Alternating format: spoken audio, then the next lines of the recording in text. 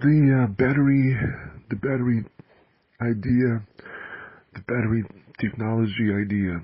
Um, I kind of mentioned that before on the recording, and I mentioned it again in a way, in a way of just to recall, as you would say, and I'm going to add some other things to it, which really would help. Hopefully, they can make it happen, and hopefully, I can get a compensation for the idea. And if of course it's gonna, if people are gonna, if the company's gonna make a lot of money as a result of it, and that's that battery, big battery to big battery technology. It's like instead of for a vehicle, instead of having one big battery for all electric vehicles, for all electric vehicles. So instead of having one big battery that powers the vehicle, there's space made, and this is good for like semi trucks, as an example, buses, and anything that has lots of space, any kind of vehicle that has lots of space, or anything that can run off of electricity itself. So you have two big batteries, two main batteries. As I mentioned before, one battery is powering the vehicle, or semi truck, or the bus, or the train. If there's it's not a technology, obviously. Well, it's kind of similar. I mean, train has a lot of space, so they can definitely, like the train, the bus, and I mean, there's quite a lot of space in the train and the bus. And a semi truck. Semi truck, yeah, they could probably redesign it a little bit and make it a bit bigger if they need to. So we have two big main batteries. And so one battery, and of course they can build from this. They can like extract a few ideas from this idea. I mean, but one of the purposes of this idea is that let's say battery one, battery two, both main batteries, big batteries. So battery one will start powering the vehicle and recharging battery two. And so as this vehicle is driving, so using battery one for a long period of time until it runs out. Well, actually, until it recharges the battery two. I guess you have to be in that scenario. Technically, if you think about it, if you charge both batteries at the same time at 100% capacity, and they're big main batteries, technically you can use one battery first until it runs out. Right, but it can be designed in such a way. This even helps the design even more. You can use one battery until it runs out. Then the second battery starts working. So the second battery should be designed in a way that it will power the vehicle and is able to recharge the battery that ran out. I'm trying to kind of like look at this scenario. I didn't mention that part. No, I mean I mentioned the one battery powering the vehicle and recharging the other battery. But the question becomes, what if both batteries are fully charged? So I mean, the answer to that is even more of long distance covered by the battery for the vehicle to drive. So you can use up the majority of the first battery, and then shift to the other battery. I mean, it could be designed, since sometimes the battery life is extended. Let's say if you use it 50% of the battery, and then you stop using it, right, until it gets replenished. So technically, considering that, and they can always redesign the battery, hopefully with no technology or period of time. Hopefully they can design something that's even better than that, where it doesn't require it to be only used 50%, and it'll still last a long time. But in this scenario, let's say it's something like that. Let's say it's 50%. So let's say both batteries are fully charged. You start driving the vehicle, and at that time, only one battery is just driving the vehicle, because the other battery is fully charged. So the battery number one is charged. Driving the vehicle, as you drive, it's pulling the vehicle and not recharging anything. It's just pulling the vehicle. So it gives the charge for the vehicle to keep on running. So as it's running and running, and the battery is being used, and let's say it goes to 50%, and then it shifts to battery number two, but then battery number two not only is going to make the vehicle, I mean, it's not only going to pull the vehicle and make it run, but it's going to start recharging the battery one. And the whole idea was just one battery, making the vehicle move and recharging the other battery. So that's basically the idea. But to build from this idea, if anything, I mean, in this scenario, if both batteries are fully charged, so the battery one is just using up what it has and it's not recharging anything, it makes you think. Can it be an additional small battery or something where it can do both things? Isn't that another idea? It's one of those things. It's like, there's always a little bit more that comes with it once you share it. What if it's not a small battery that the first battery is going to recharge and make the vehicle? But see, yeah, I'm trying to piece it together. The battery that's making the vehicle move and recharging the other battery. If you look at it, if that battery is fully charged and you start off with two batteries fully charged, wouldn't it be better if that battery will charge something in addition to moving the vehicle? Or can it just use up everything it has until it gets to 50%? And so, as it was just making the vehicle move all the time, that's 50%. It shifts to the other battery, but the other battery number two kicks in and it starts recharging battery number one and making the vehicle move and pulling the vehicle. So it's like, this is an idea to build from, and maybe even exact idea to make happen. The purpose of it is, if the technology becomes to a degree where two batteries are powering it after a full charge and you don't need to charge it anymore, you don't need to charge it whatsoever, then the company will save money. The semi-truck company will save money on refueling. You don't have to refuel anymore. And the truckers will have more time delivering the items. They don't have to stop at the gas station because the vehicle has two batteries and it just goes back and forth, and it keeps, the all-electric truck, semi-truck keeps going and going and going. So they have more time, to deliver everything. Of course, they're going to stop at the gas station for, take a shower and all that stuff to rest and whatever, get some food or something like that. But other than that, when it comes to refueling, they don't have to. So for a semi-truck, it's a lot of great value if they even extend the size of it and put these two big batteries in. And once again, the one battery will, move the vehicle and recharge the other battery. And then once that battery gets fully charged, that battery is going to move the vehicle and recharge the other battery back. That was the basic idea in the beginning, and it's pretty much the same, except if you think that if both batteries are charged right away, so the battery number one doesn't have to charge battery number two.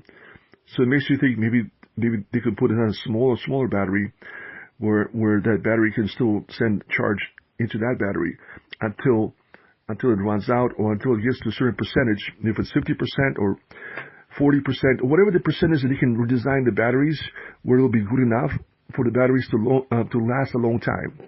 So, like when it comes to solar panels and batteries, usually some batteries last you 5 years.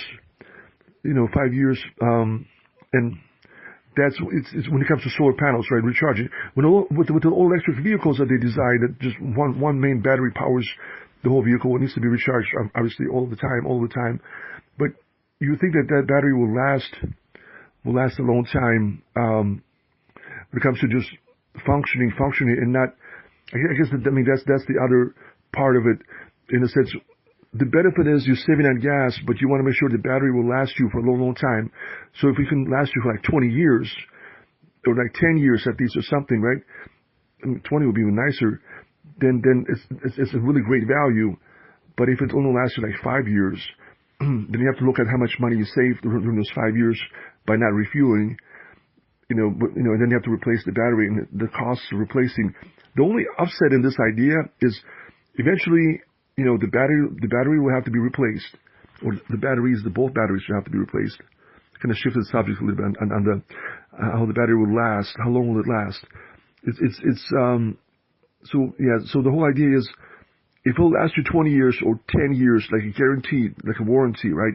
You buy this vehicle, buy this semi-truck, or this bus, or this train, and the battery that's in it, those two batteries, they can last for 20 years or 15 years or 10 years, whatever is. I mean, that would be if they come with a warranty, even better, right? So the expectation of it to last long enough, so then you don't have to refuel every time you're driving the vehicle. You don't have to recharge. You don't have to recharge whatsoever. And of course, because one battery is moving the bus or moving the train or moving the semi-truck and recharging the other battery. But of course the question becomes, if both batteries are fully charged in the beginning, so that process doesn't, so I guess that process doesn't start until the first battery loses that, 50% or 100% or 40, or, I'm not sure. It's like, what is the, or 80%, and then it shifts to the other battery, and the other battery powers the train, powers the bus, the semi-truck, the vehicle, and recharges the first battery at the same time until it gets fully charged. So the design of this battery is supposed to be high capacity, where it could power the vehicle, power the bus, or power the train, the semi-truck. And once again, the bus, the semi-truck, the train, there could be lots of space made for the batteries. So there's a huge possibility for that to happen. And then as a result, there's no pollution, and there's saved time. Like for a truck driver, it's saved time because you don't have to stop at fuel. You can continue going to your destination. I mean, you have to rest and sleep, but other than that, you can, continue to your destination. So, it helps the trucker, and at the same time, the trucker is saving money because they don't have to refuel anymore. Every time they have to stop and refuel, they have to pay money, and the company is saving money. So for a company to get a truck like that, a semi-truck like that, it's a lot of value. But the problem is, well, it's not even a problem, but my hope is that they can fix this little, dilemma of just, make the battery last for 20 years or for 15 years or for 10 years or something. The longest the better, with a warranty, right? So then there's full value, because then you look at all these years that you didn't refuel, all these years that you didn't recharge, and that's your savings. But see, if you have to replace the battery, it's going to cost you money, right? And labor and everything, and they're big batteries. And the question becomes, how much will it cost to replace them, and how much will it cost for labor? So that you have to subtract from your savings. So if the battery will last you 20 years, that's a lot of savings for a semi-truck driver. All that gas money that they usually, compared to gas, even comparing to recharging and paying money, but especially gas. I mean, or diesel, right? Because you're not, and all that saved time. You go into that destination. It's a huge plus for a semi-truck. For a train, it's nice too, because, you don't have to recharge. It's just, the train keeps going and going to your destination and back and forth. You have to recharge. You have those batteries powering it back and forth. They're recharging it and making it going, and give it the energy to go, making it move. So the train, the semi-truck, and of course public transportation, a big bus, that's a space. They can put two main big batteries, the same process, right? One battery is moving the vehicle and recharging the other one. And of course, if they're fully charged, both are fully charged, then they can always, if they wanted to, I guess they can add a third, smaller battery, just in case. So for the first battery, or they can just redesign it where the first time, when they're fully charged, the system knows it, and the battery is just going to move the vehicle and not going to recharge the other battery. So the system will understand it. Both batteries are fully charged. So in this situation, only the main battery is moving the vehicle and not recharging the other battery. But then when that battery gets to that 50% or 80%, or whatever that they can design it to be, they can design a shift to the other battery. The other battery kicks in, and then the system says the first battery is low, so you got to move the vehicle and recharge the battery. So the system tells battery number 2. So battery number 2 now is recharging the battery number 1 and moving the vehicle.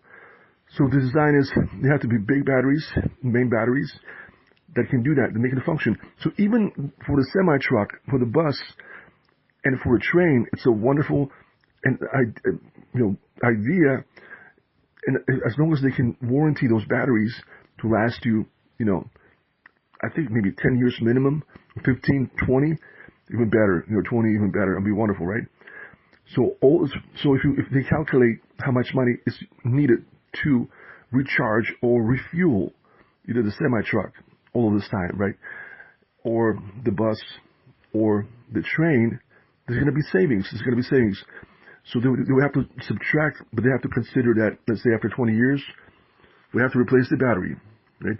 For some people, I mean, if this technology shifts into in a vehicle, if they can make it happen for regular cars, I mean, if it has a 20-year warranty, it's a lot of savings, and you don't need your own solar panels, you don't need your own wind turbines, you don't need, you don't have to recharge anymore. It's because the battery's powering that battery and moving the vehicle. But they have to probably redesign the cars and the batteries, because they have you have to have both batteries, have to be big batteries. So it's one of those things. So just throwing out there as an example. So there might be a redesigned concept. They might have to be big, right? And I don't know. I mean, if they can make it for the cars, if they can, it's wonderful, obviously. But if even if they can't make it for the cars, I think that they can eventually. But but at least for the semi truck, for the bus, for the train, because of the space that they have, and of course they can redesign the semi truck to have more space with those big batteries to do those two things, to power the vehicle and recharge the other battery when the other battery is low, and then vice versa. So technically you need that one charge, and then after that, you're not spending money on recharging or refueling, and that'll last you for 20 years or 10 years, 15 years. All that money that you would spend recharging and refueling is your savings. And then the convenience, excuse me, the convenience of just keep going and going. Especially for semi-truckers. I mean, it's like you have extra time. You don't have to refuel. I mean, you have to stop by and use the restroom or get some sleep. But other than that, I mean, that's about it. Get some sleep, use the restroom, over the road concept, right? Going long distances. Keep going, and so it's more time, savings on refueling, savings on recharging. So it's a great idea to make that truck, make that bus, make that train, and anything else that can be powered that way when it comes to that, and sell it to a company. And of course, if it has a warranty, that those batteries are going to last a long time, there's always savings. So, it's a wonderful, I'm sure any company would love to buy something like that, right? Because they're going to save money on gas, they're going to save money on recharging, and the truckers will have more time when it comes to that. So it's one of those things, to deliver the goods, or, deliver whatever it is that they're delivering to their destination. Other than that, let me see, what else is there? So if they can shift it to the all electric cars, that would be a good idea. All electric vehicles. But if they redesign them, they have to be really big. Maybe that would kind of maybe those are the only. So people will still have selections. I mean, they can still select all electric vehicle. They can recharge, because maybe the design has to be so different. There's only certain cars that have to be designed because you need lots of space, right? It needs lots of space and two big batteries. So that might still kind of will be something that's optional. So technically, if you think about it, it could be optional, right? So other vehicles, you can get all kinds of sizes because it's just one battery powering them. But in any case, all electric vehicles are the best option. There's no pollution. And, if you have your solar panels, of course, you can charge at your house. Of course, with some people that don't have a house, with solar panels, and you can charge at your house even through the electric grid. I mean, if you get that power station, the charging station hooked up, you can still charge it at your house. You have to pay money for it to charge it, but the stable electricity rate is still a good deal when it comes to all electric vehicles. But this option, maybe based on a specific big size, some people might prefer a different size. So, in different size, they cannot get the two batteries powering each other. There's going to be just one battery. It has to be recharged. And so it's like the competition is still there. It's one of those things. And maybe they'll be more pricier if you have two batteries. The price is more. And so when it comes to price, when it comes to the size, they'll still prefer. A lot of people will still prefer the smaller size, which is all electric. And of course, they're always improving the battery. So I'm just kind of comparing that. So the all electric vehicles is really the best option when it comes to saving money, having a stable rate to pay. And the convenience. Sometimes I forget when I mention, the benefits. I mentioned it a few times and then I stopped. But that's something always to mention. The convenience of charging, even if it's just going back to just regular electric vehicle with one battery. The convenience of charging at your house. Of course I mentioned before that you can drive the vehicle anywhere. That's not a beautiful thing about all electric. As long as you have renewable energy somewhere, anywhere it could be, as long as there's roads, you can drive an all-electric vehicle. So that's a big plus. I mentioned that part of it. But that other part, the convenience of if you have a house and you have a charging station, even through the grid, through the electric company itself, sometimes you can just get it hooked up. With the electric company, without the solar panels, without the wind turbines, without the renewable energy, even with them, you have the convenience of charging at your house. No other vehicle can give you that but all electric. So when it comes to the hydrogen-powered car, the car hydrogen-powered vehicle, as you would say, there's no convenience to that vehicle. It's a huge difference between all electric and a hydrogen-powered vehicle. I mean, you still have to go to a station. You can never charge at your house. The only vehicle that you can charge at your house is all electric, because you can have that charging station hooked up either through your electrical company or through your solar panels that you have at your house. But anybody that has a house and has a charging station, it's the ultimate convenience. There's no other vehicle that can beat that. No other vehicle. If it's a gas vehicle, you gotta find a gas station. If it's a hydrogen-run vehicle, you have to find a hydrogen station. And then with the hydrogen concept is, they have to build those hydrogen stations. That's gonna go into the cost of putting that hydrogen into your vehicle. So that's gonna, you take all that, building all those stations everywhere, all that cost is gonna go into buying hydrogen for the vehicle. Before you know it, it's gonna be the same price. Before you know it, it's gonna be the same price as gas. I mean, or even now it's real close. It's like, 50 cents cheaper or something like that, or 30 or something. I don't know. I mean, but eventually it might even be the same, or, so the idea of hydrogen car vehicles, it's best to use car hydrogen to make electricity. That's a beautiful, wonderful idea. I mentioned that idea before. In addition to renewable energy, to create this factory, and even if they have to, set up this, because they already have a vehicle with it, that runs off of hydrogen. It's a hydrogen vehicle, but it has an electric outlet. An electric outlet they can plug in, some electronics. I'm not sure how many, or when it comes to how powerful it is, but still, I mean, some electronics you can plug in and they work. So obviously, taking that technology into a factory concept of, even if they have to make that motor bigger, or whatever that they have in that hydrogen car vehicle, make it bigger part of a factory, and then of course connect all these outlets in the factory instead of one in the vehicle. The basic idea that can be built from, extracted from. And I mentioned before, I can mention it again. So it's like the basic idea is that the vehicle that they have right now, the hydrogen powered car vehicle, with the outlet that's in it, that's all electric outlet. So the engine, the components of what makes the vehicle run, that can be really made bigger, and the same technology, made part of a factory. And then all these outlets can be connected to it. And then of course you have to, use hydrogen to make, the same as using car hydrogen to make the vehicle run. That factory would have to run off of car hydrogen, but it's going to give power to the outlets. And hopefully we'll have a lot of power in the outlets, so you can plug in those small motors, or the low voltage motors that make the wind turbines turn 24/7 inside of a building, inside of a building factory, and all that energy will store up in the battery, and then from there it can be connected to the grid and sold back to the grid. So I mean, that's kind of like a basic, concise example, and that by itself should work. And of course, you can build from it, extract from it, make it even.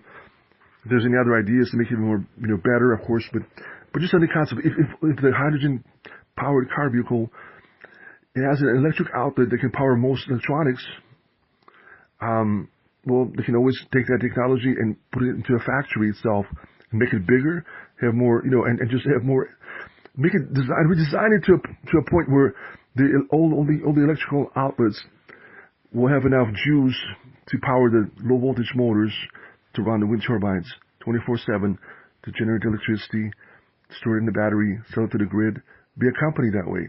So it's like a complete idea is being shared. But when it comes to car vehicles running off of hydrogen, there's no convenience. One thing you have to always remember as a consumer, you can have a house, if you have a house, you can have a car at your house always charged up. That's ultimate convenience.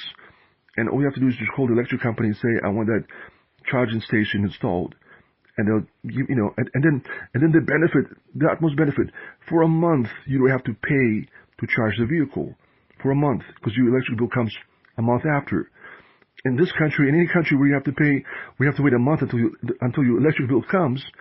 That's you're driving a vehicle for a month without even paying. That's not a convenience of conveniences.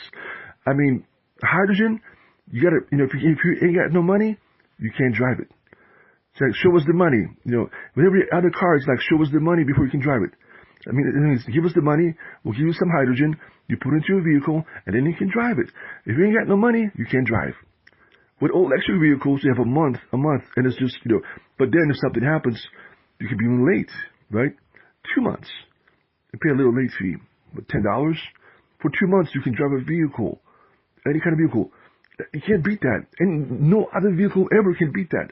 The convenience of location at your house, being charging all the time, and getting everything done and coming back to your house.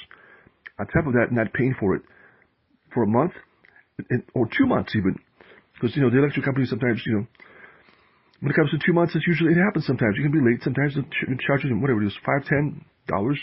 That's it. So it's the utmost benefit. You can't beat that. And of course, if you have your solar panels, then it's free charging. I mean, if you have enough panels to give enough energy for the car vehicle and enough batteries, so there's huge benefits. The convenience, no other car can beat it when it comes to it. Just not paying for it. Just being able to drive for 1-2 months and have that money that, to get by sometimes. If something happens, you have the money to get by. But anything else, you have to have money to pay for the gas, pay for the diesel, pay for the electric charge. Pay, what am I saying? Pay for the hydrogen charge. I mean, if you go to a charging station, where they charge you for a charge, yeah, you have to pay. But at your house, if you have a charging station, so electric vehicle, if you have a charging station at your house, that's what I was referring to. That's the convenience. You can park it at your house, get it charged, and you don't have to pay for it. Of course, if you go to a charging station, you have to pay for it. That's true. I got to consider that fact. So with the all electric vehicle, if you have a house with a charging station, then you have the 1 month, 2 months, you have to pay for it, and of course, the convenience. The hydrogen car doesn't have that. You got to find a hydrogen station, and in some locations you have to wait until they build one, right? And it's like, and I don't know if and then so there's no convenience, and you have to pay up front. So once again, the all electric vehicle that I'm referring to is the situation with the all electric is if you have a house with solar panels or a house with a charging station from the electric company. So either solar panels or electric company, then it's convenience, and not have to pay for a month and 2 months or even 2 months. That's only if you have a house. Of course, other than that, you do have to pay. It's true. I almost forgot about that. Yeah, if you go to a charging station, you have to pay. But if you have a house with solar panels or with turbines or basically it's usually solar panels and some wind turbines, and or just connected to the electric company, to the grid itself, and they give you that charging station, and just pay the electric company. Yeah, basically at the end of the month, and sometimes 2 months. So yeah, the example is if you have the electric company giving you that charging station and you're charging at your house. Anywhere else, you do have to pay. You have to pay up front. That is true. But anyway, so the convenience, can't beat it, and no pollution. It's one of those things. So just thought I'd share all that. One more time, kind of, glory be to God always. This is Markov saying, God bless everyone.